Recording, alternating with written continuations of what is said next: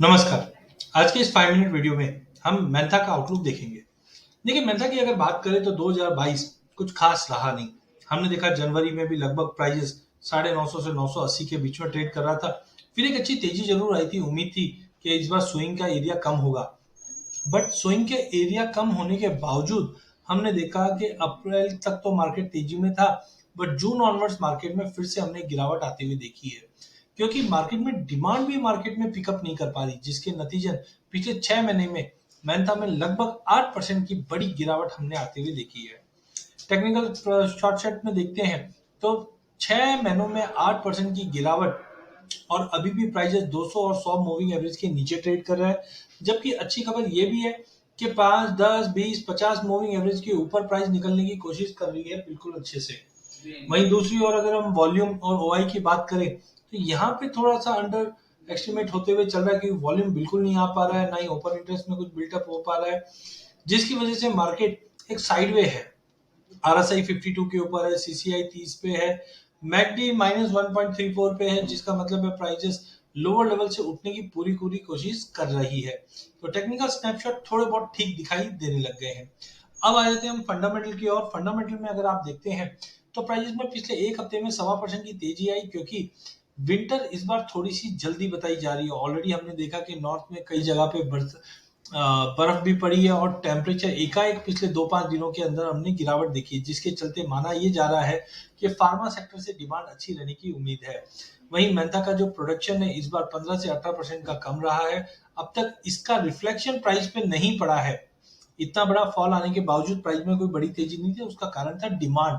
Recession fear के चलते US, Europe, China, यहाँ से हम देख रहे हैं कि एक्सपोर्ट डिमांड बिल्कुल पिकअप नहीं हो पा रही है। But as of now MCX के वेयर हाउस पे भी जो स्टॉक पोजीशन है वो काफी कम है। पिछले साल भी क्रॉप कम थी, जिसकी वजह से कैरी और स्टॉक भी काफी कम है। वॉलिटिलिटी आने वाले दिनों में बढ़ सकती है। एफएमसीजी कंपनीज की जो डिमांड है अब धीरे धीरे बढ़ना चालू हो गई, क्योंकि इंडिया में रिसेशन का कोई फियर दिखाई नहीं दे रहा है। एक्सपोर्ट्स के नंबर की अगर बात करें तो अगस्त के अंदर हमने देखा था कि एक्सपोर्ट में थोड़ा बहुत जंप हुआ है as compare to July. But अभी भी माना यह जा रहा है कि चाइना में जिस ढंग से अक्टूबर में लॉकडाउन जो हुआ था, इसका असर मेंथा में अब तक पड़ता हुआ दिखाई दे रहा था। अगर हम नेचुरल गैस के साथ साथ अगर हम एक्सपोर्ट्स की बात करें तो रुपया काफी इंपॉर्टेंट है। तो रिसेंटली हमने देखा कि रुपया 83 के करीब पहुंच चुका है, जिसकी वजह से एक्सपोर्ट भी आने वाले दिनों में पिकअप कर सकता है। इंटरनेशनल में एक सबसे बड़ा कंसर्न जो है वो है सिंथेटिक मैदा, क्योंकि बासफ ने काफी कॉस्ट को फिक्स करके रखा हुआ है, और रिसेंटली हमने देखा कि जितने भी रिसेशन के चलते लोअर प्राइसिंग पे ही बाइंग करना चाहती है कंपनियां, जिसकी वजह से भी मेंथा का ऑफटेक नहीं मिल पा रहा था। बट अब माना जा रहा है कि इकोनॉमी स्लोडाउन से जूझी हुई इकोनॉमी को संभालने के लिए जो स्टिमुलस दिया जा रहा है और डिमांड को क्रिएट किया जा रहा है वो मेंथा के लिए पॉजिटिव रहेगा।